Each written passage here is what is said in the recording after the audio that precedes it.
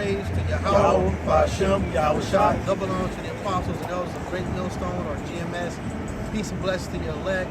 I'm Zakaria, and this is the GMS Dallas camp. And I got just a few scriptures I want to go over as concerning, judging brothers and trying to hold yourself up higher than the next man. And we're going to use the scriptures to show that it ain't no reason for you to be acting like that. Okay, we're going to start off with Matthew 7 and start at the top. All right, this is Matthew chapter 7, verse 1. Judge not that ye be not judged. For with what judgment ye judge, ye shall be judged. We all understand what that means. How you judge a situation is how you'll get judged. So it's not to say that you can't judge, but you better damn sure be on point with how you judge it, because you turn yourself into a hypocrite. Right. Go ahead. Yep. And with what measure ye meet, it shall be measured to you again. So if you holding yourself in this spirit of you never did nothing wrong, you ain't never said nothing wrong, you ain't never offended anybody the whole time you've been around, you've always been like a white dove floating around the room when we together. Yeah, the olive branch to extend it to every brother. If that's you and if that's what you think, you dead wrong. You dead wrong, and you holding yourself in some high esteem that's not justified. Yep. It's not justified at all. And you causing yourself to be a hypocrite for no cause. Go ahead. Verse 3. And why beholdest thou the mote that is in thy brother's eye, but considerest not the beam that is in thine own eye? The beam that is in your eye. So as you pointing at this man and that man and this other man, what about all your faults? What about all the things that you said that offended a brother? What about all the times that you offended a brother? Right. Now, the particular person I'm talking about right now, I'm not going to mince no words. It's Brother Shamar that was in our camp.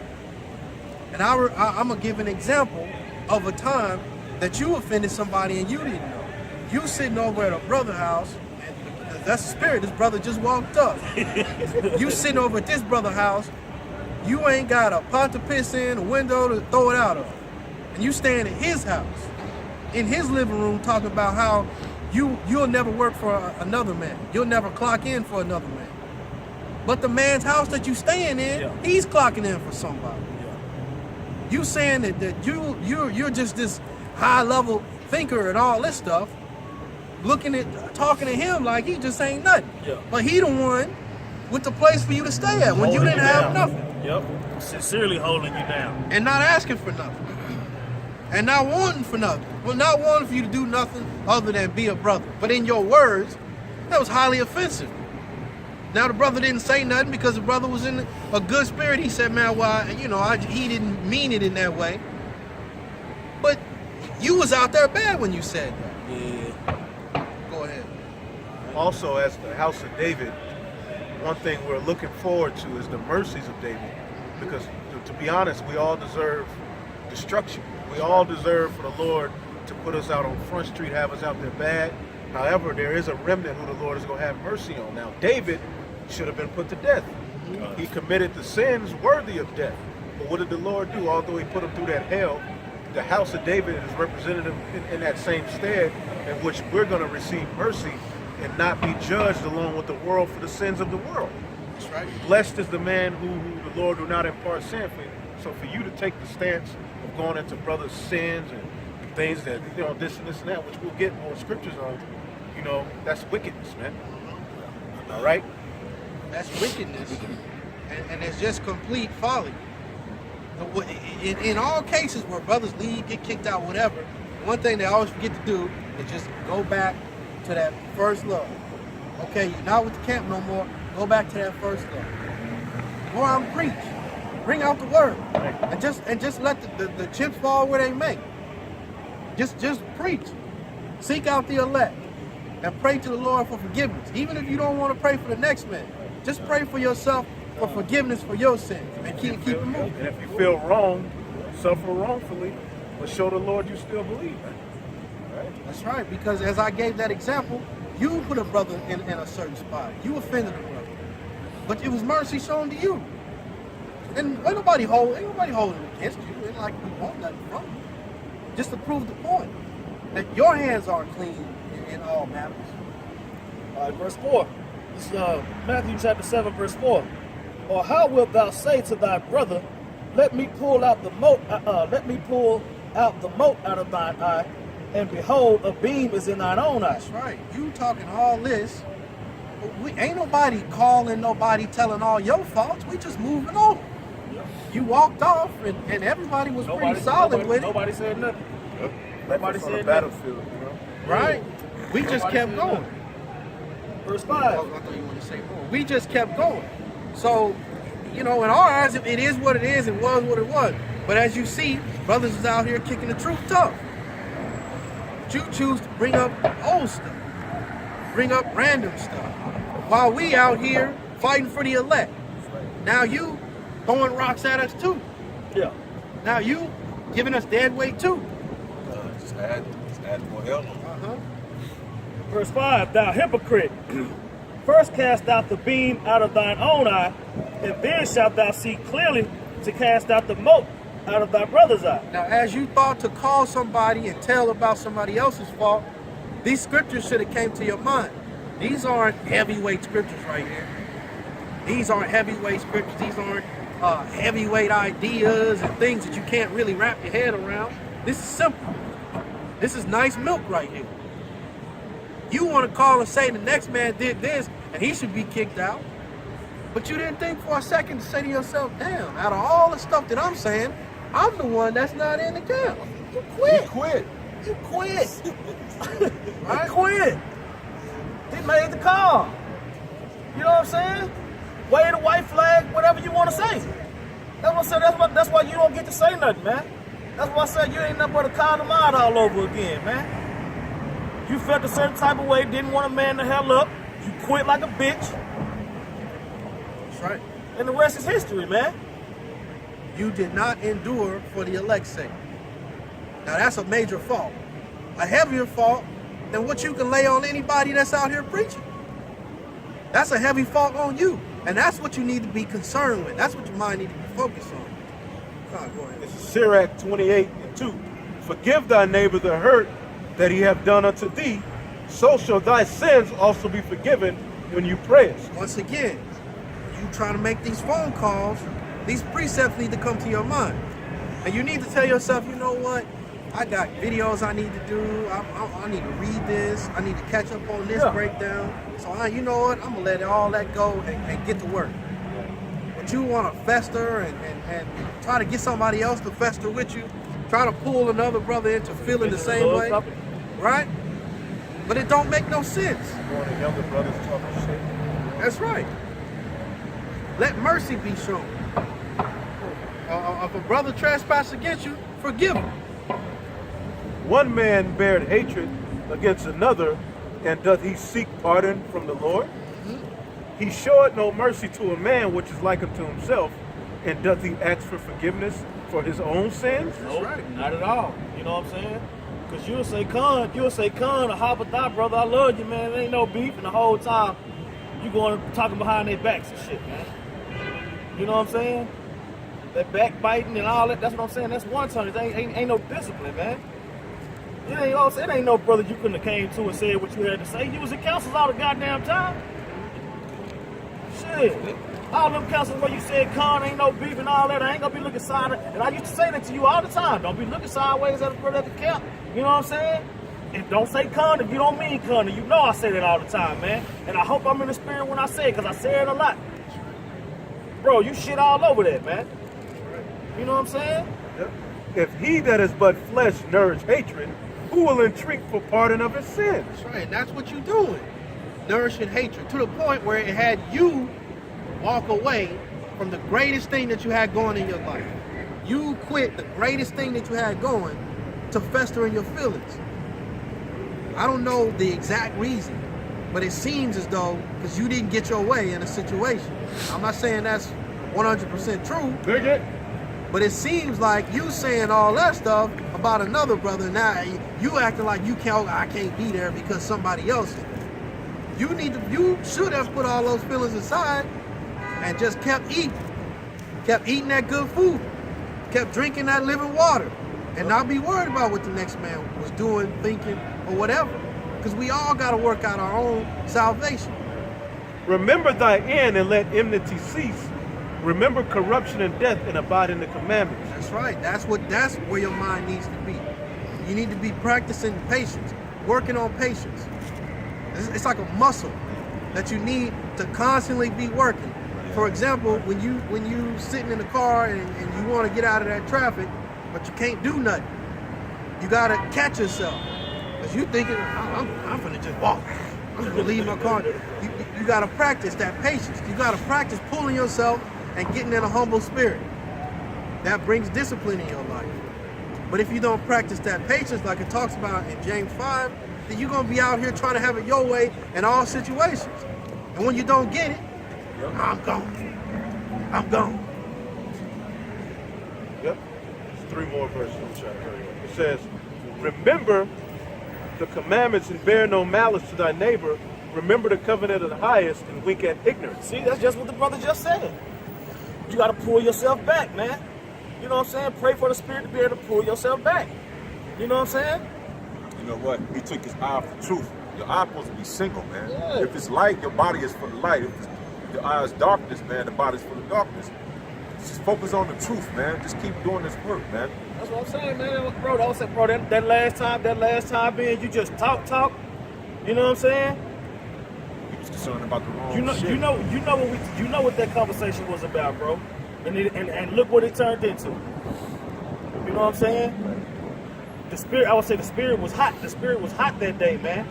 That whole little 3-4 day span, the spirit was hot on you, man. You know what I'm saying? And you melted, bro. You melted. That ain't nobody else's fault, bro. Abstain from strife, and thou shalt diminish thy sins. Verse 9. Abstain from strife, and thou shalt diminish thy sins. You abstain from strife by hashing it out, man. You know what I'm saying? All these situations that you thought that everybody thought was hashed out wasn't hashed out in your mind. It was hashed out in everybody else's. Right. Then when you called to make your exit, you didn't say none of the stuff that you calling it, but whatever. And it says, a sinful man disquieted friends and maketh debate among them that be at peace. You know what I'm saying? That's what's going on in all these situations. In all these situations, a nigga trying to make his point heard, but not in the way that it's supposed to be done. You tiptoeing behind walls and all this stuff, causing strife, living in that area of strife, and just relishing in it. Not even trying to let it go. Hella comfortable. Not even trying to go to the brother and seek some understanding on why you feel like you got to argue with that brother. Bro, after every council, more shit came out. Every time. And it was the same shit. Con. Every time you said Khan or Habathah, you was lying, bro. That's right. You was lying. Simple as that, man. And that's why I say, that's why it happened what it happened. But I'm gonna tell you like this: if the spirit is on you to teach, I suggest you just do that. 'Cause that's what I'm saying. You ain't gonna teach. You ain't gonna teach. I was say you handed in your walk, but not from the camp. It ain't like you left the camp to go do your own thing. No, you left the camp. You left. Went AWOL. You know what I'm saying? Man in this post. I was say, mixtape must have got canceled. Go ahead. Luke 18:10. 2 men went up into the temple to pray, the one a Pharisee and the other a publican. The Pharisee stood and prayed thus with himself, God, I thank thee that I am not as other men, or as other men are extortioners, unjust, adulterers, or even as this publican. I fast twice a week, I give tithes, and all that I possess. And the publican standing afar off will not lift so much as his eyes unto heaven, but smote upon his breast, saying, God be merciful to me, I am a sinner. And that's us. That's how we feel. All the shit I did, I can't boast of. I fasted the other day. I can't boast of that. Yeah. Look at my black ass out here.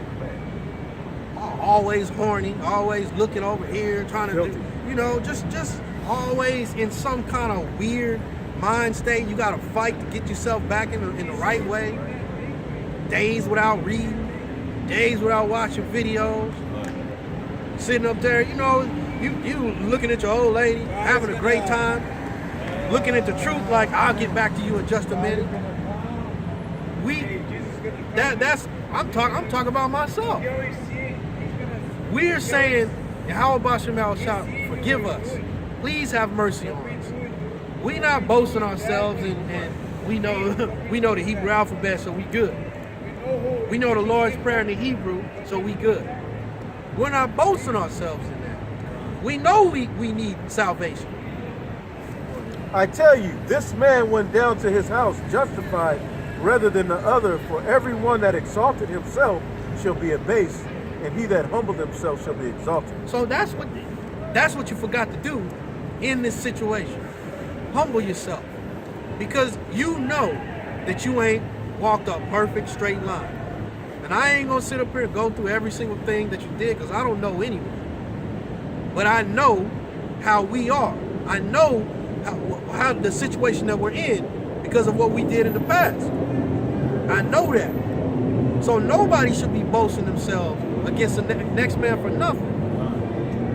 Period, point blank. Especially a man that's out here on the battle with you.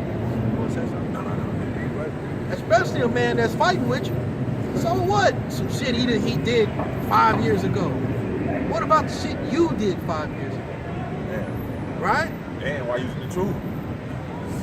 Why using the truth? Probably 5 years. No, maybe This is Sirach. Go ahead. Oh, Sirach. Sirach 21 and 23. A fool, no, Sirach 22. A foolish man's foot is soon in his neighbor's house, but a man of experience is ashamed of him.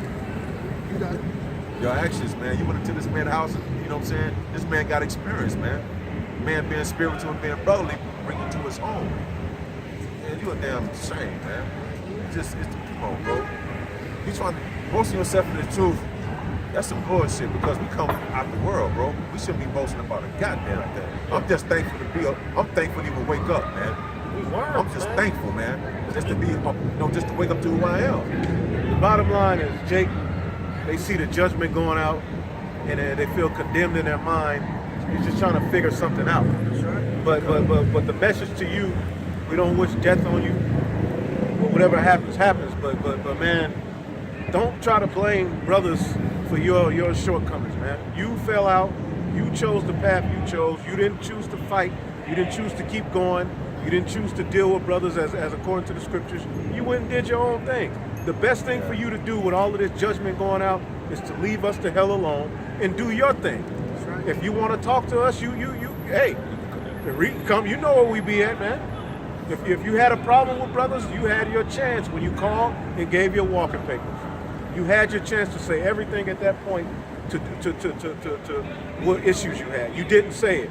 At this point, it would be wise for you to just do the work, which you ain't doing, or not.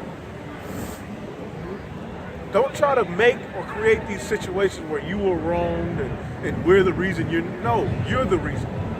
All right? That's my advice. I'm not going to sit up here and call you out your name. Yeah, I'm mad as hell. But at the end of the day, man, look, the Most High is judging, man. That's right. Any wise man at this point will be trying to be in the spirit, man. That ain't spiritual what you're doing, man. That's right. And with the brotherhood, it's always more powerful to show love, to walk in love, to deal with your brother with love. It's always more powerful. Forget how you feel, forget your anger. It's always more powerful to deal with love. Because Satan can't handle that when brothers are walking in peace and brothers are coming together, even when these strifes happen. And you break the whole thing down and you come together in peace. That's killing Satan. Right. That's what we wasn't doing in the past. So that's how we gotta walk. And that's beautiful that the brother said that. We ain't holding no grudge. You wanna talk, come on out here. Period, point blank. Anybody got anything else? Brother, show number love to you, brother. That's it, man. With that, Kwam Yashala. Shalom. Shalom. Shalom.